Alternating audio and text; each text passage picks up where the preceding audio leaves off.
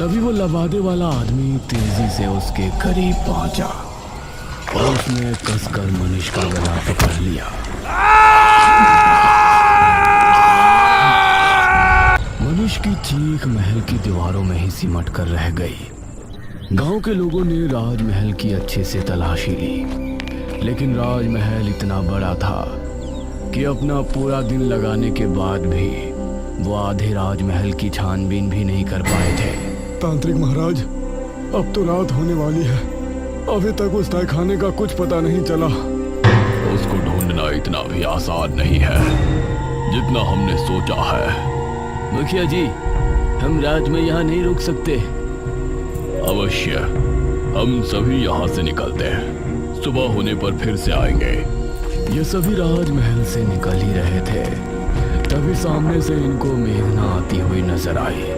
अरे बेटी मेघना, तुम यहाँ? जी अंकल। तुम यहाँ क्यों आई हो पुत्री? मुझे लगता है कि मैं उस तहखाने तक आपको लेकर जा सकती हूँ। ये कैसे हो सकता है? इस पर तांत्रिक महाराज ने मुखिया को हाथ के इशारे से चुप कर दिया। तुमको ऐसा लगता है तो ठीक है, बताओ कहाँ है वो तहखाना? अब मेघना आगे आगे चल रही थी और सभी उसके पीछे थे। वो एक गलियारे से होती हुई आगे बढ़ रही थी। सामने ही एक बड़ा सा दरवाजा नजर आ रहा था। वो उस दरवाजे से होती हुई अंदर पहुंची और ये सब भी उसके पीछे अंदर पहुंचे। सामने एक अलमारी थी। उसने उस अलमारी को खोला तो उसके अंदर एक बक्सा रखा था। उस बक्से को खोलने पर उसे अंदर एक बड़ी सी चाबी रखी हुई नजर आई, जिसे देखकर ये सभी हैरान रह गए। हे भगवान! मेघना ने बिना कुछ बोले चाबी को उठाया और फिर से आगे बढ़ी। सामने एक और दरवाजा था। मेघना उससे होते हुए सभी को अपने साथ अंदर ले गई। उस अंधेरे कमरे में सभी को जमीन पर एक दरवाजा नजर आया, जिसे देखकर सभी की हैरानी का ठिकाना नहीं था। यही है वो दरवाजा जो हमने हमारी दिव्य दृष्टि से देखा था। उस दरवाजे पर एक छेद था।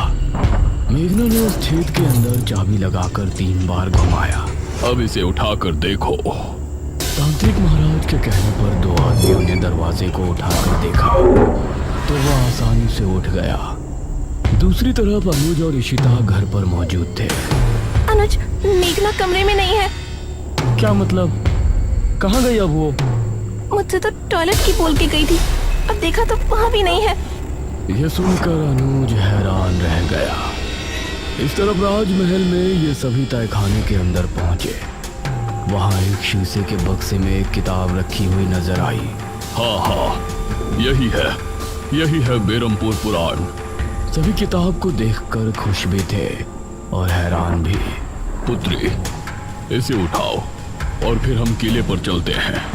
मेघना ने जैसे ही किताब को बक्से से उठाया तो अजीब सा शोर उत्पन्न हुआ। यह कैसी आवाज है? तभी तहखाने के हर एक कोने से बिच्छू निकलकर इनकी तरफ आने लगे। सभी निकलो यहाँ से, जल्दी! अब ये सभी तेजी से ऊपर की तरफ भागे, लेकिन एक आदमी को बिच्छुओं ने सीढ़ियों पर ही अपने चपेट में ले लिया। उस आदमी को एक ही पल में बिच्छुओं ने कंकाल में बदल दिया। बाकी सभी लोग डरी हुई हालत में महल के मुख्य द्वार की तरफ भागे। मेघना सबसे आगे भाग रही थी। दरवाजे से होते हुए ये महल से बाहर निकलने में कामयाब हो गए, लेकिन ठीक दरवाजे पर जो आदमी सबसे पीछे था उसको भी बिच्छुओं ने अपने चपेट में ले लिया। और उस आदमी की चीख पूरे राजमहल में गूंज गई। इन लोगों ने अब अपने कदमों को रोका नहीं और किले में पहुंचकर अपनी सांस तोड़ी। तांत्रिक महाराज ने मेघना को गौर से देखा। पुत्री, इस किताब के बारे में तुमको कैसे पता चली? उस समय अनुज और इशिता भी वहां पहुंचे। अब ये सभी मेघना की तरफ ही देख रहे थे, लेकिन मेघना की नजर उस किताब पर थी जिससे कई रहस्यों का खुलासा होने वाला था। किले की विशाल छत के नीचे सन्नाटा पसरा था, सिवाय मेघना के हाथों में धड़कती उस पुरानी किताब के। हवा में एक अजीब सी भारीपन था, जैसे बीरमपुर पुराण की ऊर्जा ने वातावरण को बदल दिया हो। सभी लोग मेघना को घेर कर खड़े थे। उनकी आंखों में डर और उत्सुकता का मिला जुला भाव था।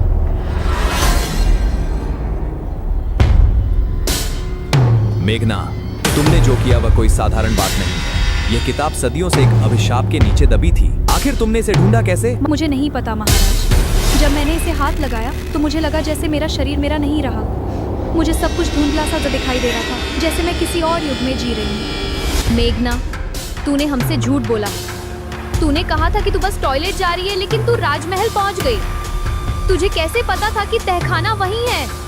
इशिता, अभी यह सवाल करने का समय नहीं है। हम सब बाल बाल बच्चे हैं। देखो, हमारे 2 साए अभी भी राजमहल में भगवान जाने किस हाल में होंगे।